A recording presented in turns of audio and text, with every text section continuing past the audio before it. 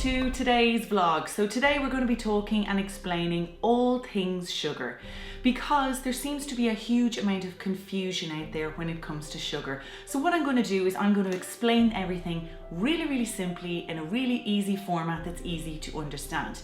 First off, I've got two favors to ask you. Number one, if you have kids, please press pause on this video, go and get them and sit them down and watch this video, or can you please show it to them afterwards, because we're counting on the next generation to make a big huge change, because we have got a sugar crisis in Ireland.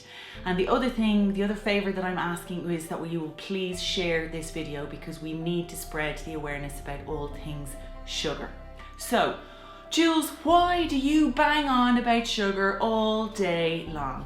The number one reason why I bang on about it is because everybody's asking me all the time, Jules, how do I lose weight? And I'm like, cut down on sugar. Why? Now listen to this. Excess sugar consumed is converted to fat and stored. What does that mean?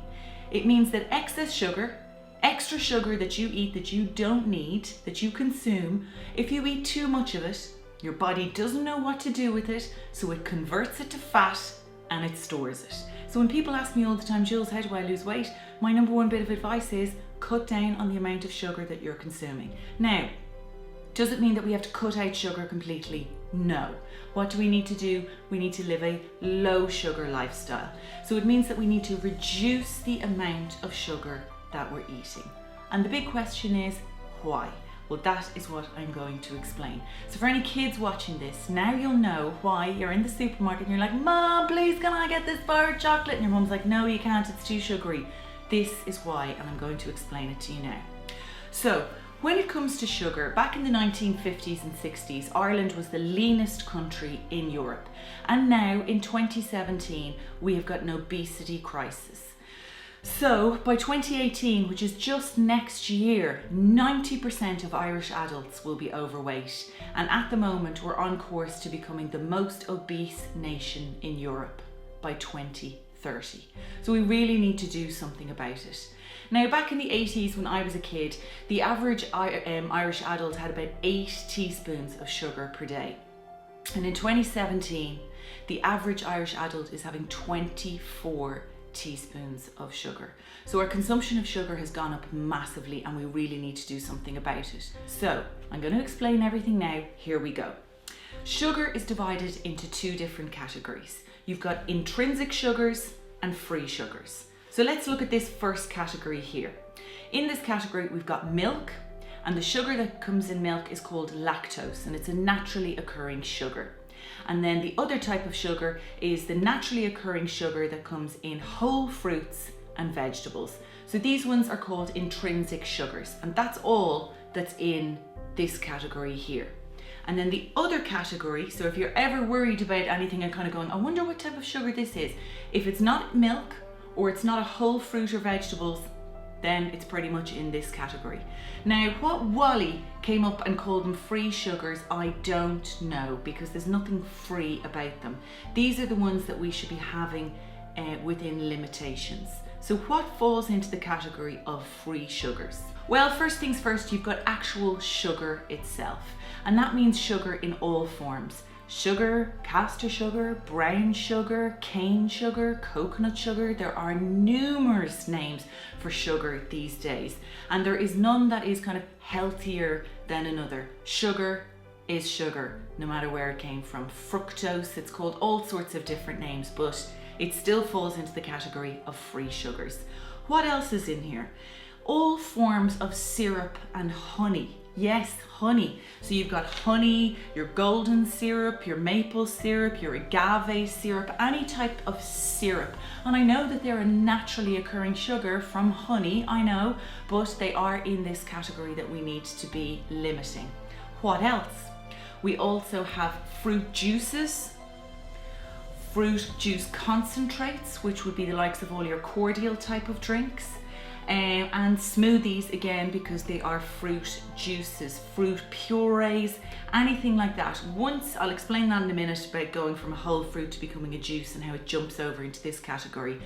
So just a reminder so far, we've got all forms of sugar, we've got fruit juices, fruit juice concentrates, all syrups and honey, and then all of the things that we know have sugar added to them. So like things that you wouldn't really think, like sauces, tomato sauces, chocolate bars, of course, we know, you know, packets of sweets and chocolatey things that you find in the supermarket, cereals. A massive one is fizzy drinks. Like there is 13.5 teaspoons of sugar in that bottle there. We are huge consumers of fizzy drinks in Ireland, and it's a major way that sugar is getting into our diet. And then again, there's things like, you know, we're thinking, oh, juices and stuff, but this is made from fruit juice concentrate. So for example, this Capri Sun here has This vlog series is brought to you with thanks to Havana Skin Clinic, trusted experts in skin excellence. Check out their latest offers on laser hair removal and all their body and skin treatments by visiting their website, havanaskinclinic.com. 8 teaspoons of sugar in it. And the smaller size one that you buy in the bulk boxes has got 5 teaspoons of sugar. So if you were to think about having that, let's say in a kid's lunchbox or whatever, that would be more than their recommended daily allowance of sugar just in the juice alone, which is bonkers. So, how much sugar should we be consuming on a daily basis? Okay, so according to the World Health Organization, for maximum health benefits, an adult should have no more than 6 teaspoons of free sugars per day for maximum health benefits. Now that's the 6 teaspoons of sugar in that one galaxy. So the World Health Organization are saying you should have no more than that when it comes to free sugars in a day. How much is it for a child? 4 teaspoons max. And for a child that's under 2, none. So this is how dangerous sugar is. We've also got a type 2 diabetes crisis in Ireland that is pretty much, it is caused by lifestyle from overconsumption of sugar, amongst other things. So I know this is shocking to hear, but any kids watching this, check this out. There's a box of Skittles that you would say, oh mom, please can I have those when you go to the shop? How much sugar would you think is in this box? 1, 2, 3, 4, 5. Do you think there's more than that? 6, 7, 8, 9, 10. This box has got 10 teaspoons of sugar. And if we now know that what you're supposed to be having in a day is a max of 4, look, that's nearly, it's 1 time again and another half of how much you should be having. So you can see why now when mum and dad are in the shop in the supermarket and they're going, you can't have that, there's too much sugar. That's why. So the other thing when it comes to sugar is branding. Now the marketing people have all copped on that we know that sugar is bad. So what they're doing is sticking on lots of packets like yogurts and things like that going, no added sugar. Now technically that's true. They haven't added this type of sugar. What they've done is they've gone in and got a fruit juice concentrate and sweetened it with that. Or there's loads of other different types of, as you can see, free sugars. So they can sweeten the yogurts with these things that are still in the same category, but just tell us we haven't added any sugar, but we've got sugar from like fruits and things and fruit juices and fruit juice concentrates to sweeten the yogurt. If they taste delicious, now you know why.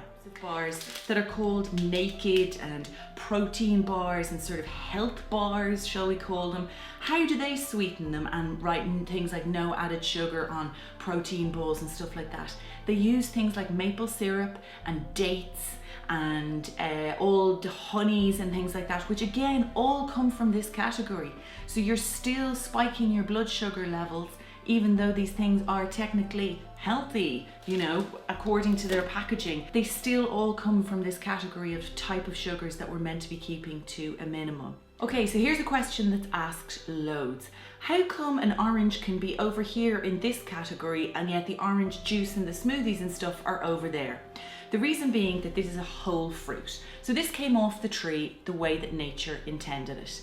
In order to eat it, you've got to peel it, obviously, and then you've got the actual flesh and the pulp. And when you put that into your mouth, you chew it up. It gets covered in saliva. It releases the juice that's inside it slowly down into your stomach.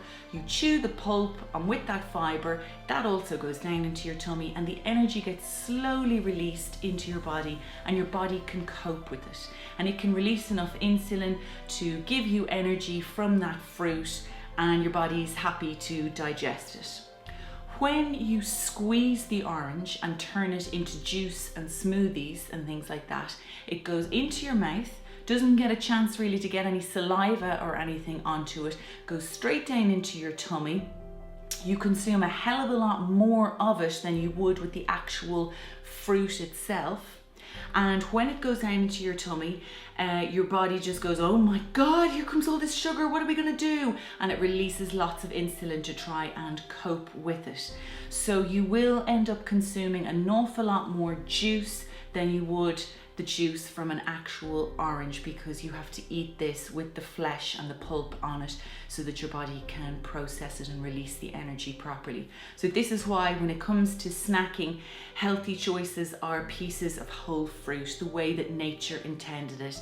And sadly, nature didn't really want us to start crushing and pulping things up and turning them into juices and smoothies, because if you have a very highly concentrated fruit, juice or smoothie, your body pretty much reacts to it the same way it would drinking a cola or a fizzy orange or any drink like that. I know, sad but true. So just to recap again, the two types of sugars. Category 1, definitely not, you guys aren't in there.